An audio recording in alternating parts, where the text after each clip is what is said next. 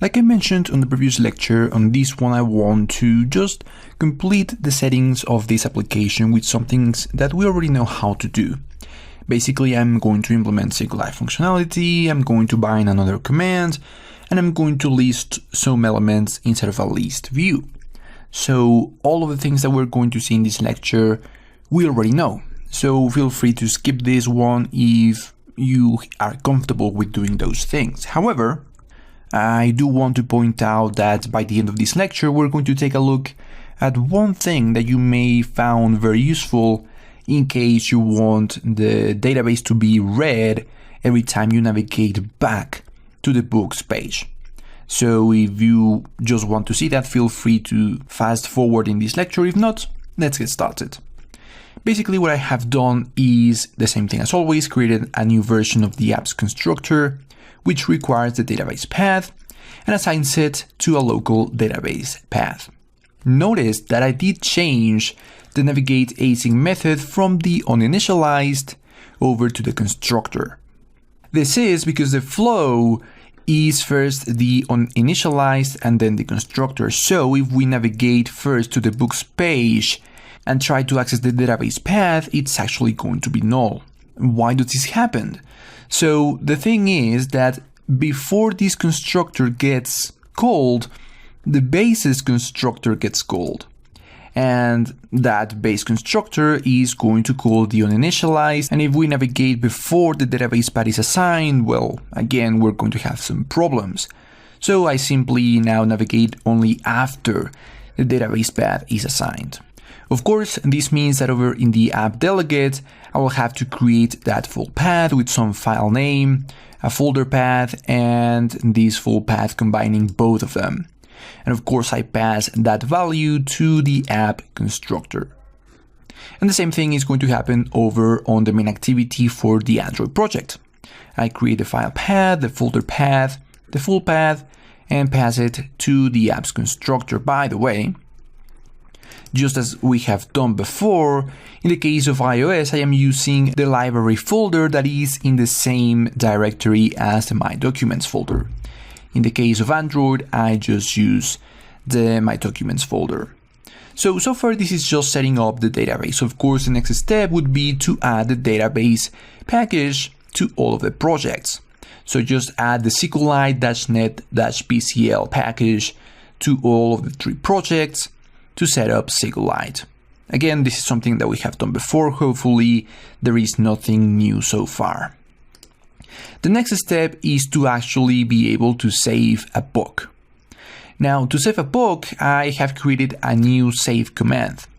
And again, this is something that we have done before, binding this command.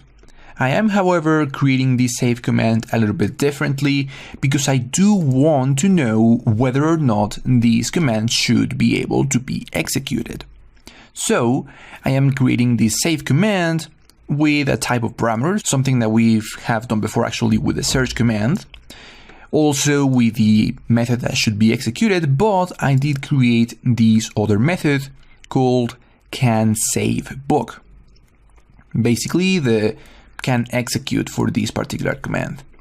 So the save book simply does its thing, creates a connection to the SQLite database, creates the table just in case it's not there, inserts the book, checks if the book was inserted. If it was, it displays a success alert. If it wasn't, it displays a failure alert.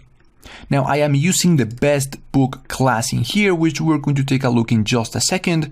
I did make a couple of changes, but basically just the same best book that we already had. In the canSaveBook, I am simply returning whether or not the argument is null. If it is null, it means that no item has been selected. This will make sense in just a second, but if no item is selected from the list of books, the list of search results, then we cannot save any books. Only when it is selected are we going to be able to save books. So this means that we need to bind the save command and have a save command parameter of type bestBook, which will be evaluated against null.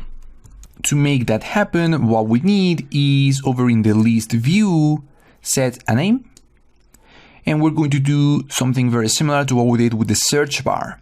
Of course, binding the command to that save command, but the command parameter is going to be binding to an element for that list view. Again, something very similar to what we did with the search bar, setting a name and using that name as a source to access one of its properties. In this case, the selected item property. So again, something that we have done before happening here in the command parameter. So that's it for the save button. The next step is to actually create the observable collection for the books. Remember how in the previous lecture we were already obtaining the Goodreads response. All I did was create this new observable collection object, this property that is initialized, of course, in the constructor. And so in the get search results, once I have this response, I clear the observable collection in case it already has some elements, and I iterate through all of the work objects inside of the work property, which is inside of results and inside of search for the response variable. And from there, I'm setting this new property that I created over in the best book. So here are the changes for the best book. First, I am setting a new property, which is an integer, as the primary key. We already had an ID, but it is of type ID. The ID for SQLite has to be an integer. And so I create this property, set it as the primary key, and set it to be ignored by the XML deserializer because there's no integer ID property. The actual ID property that is coming from XML is ignored by SQLite. So these are two different ignores. This one is going to be ignored by SQLite. This one is going to be ignored by the XML serializer. Now, the author, which is of type author, is also going to be ignored by SQLite. But I did, however, create a new property, which, by the way, should be ignored by XML. So let me add this XML ignore in here. This new property of type string, which is going to be the author name, which is exactly what I'm setting back here. For every iteration, I am going to set the book's best book author name to the name of the author. Remember that we have this author property and the author has the name. So basically just getting that value. And then simply just inserting it into the database.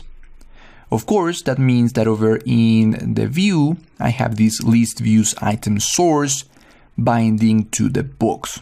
So just some binding of some observable collection. Again, nothing new so far. So that's it for the new book page. We simply bind some new command and the command parameter coming from the list view. The list view is setting the item source to those books. And by the way, I did change the cell to be an image cell. And notice that in addition to binding the title to the text property and the author name, which is the property that I just created, to the detail, I am binding the image URL to the image source so that image is actually displayed in the cells. In the Goodreads file, all I did is change this class that I already mentioned, basically just adding some SQLite attributes and a couple of XML ignores and creating a couple of new properties. The one for the ID, which absolutely has to be an integer, and the one for the author, so we have it inside of a string. Then the last part was to be able to list inside of the book page all of the books that have already been saved. So basically all I did was create a new observable collection, which is also of type best book and it's also called books, and of course is initialized in the constructor, and call from the constructor a read save books, which again simply connects to the database, makes sure that the database is created, reads the database, clears the observable collection, and adds all of the elements to the observable collection, which again is binding over to the list view, which is also using an image cell identical to the one that we have over in the new book page. Now, the interesting thing in here, and the thing that may be new, contrary to everything that we have seen throughout this lecture, which I hope you were already familiar with, is that I made this view model implement the iPage lifecycle aware interface. What this does is make us implement two members, the onAppearing and the onDisappearing methods. And yes, they do exactly what you think they do. They are going to react whenever the view associated to this view model appears and disappears. That means that instead of calling these read saved books from the view's code behind as we have done before, we already have the onAppearing right here. So I can make sure that every time we navigate back to the books VM, perhaps after adding a new book, I can make sure that the database is read again, so it is always updated. So this is the only thing that is probably new to you in this lecture, making sure that the onAppearing and even the onDisappearing exists right from the view model instead of having to go to the page's code behind.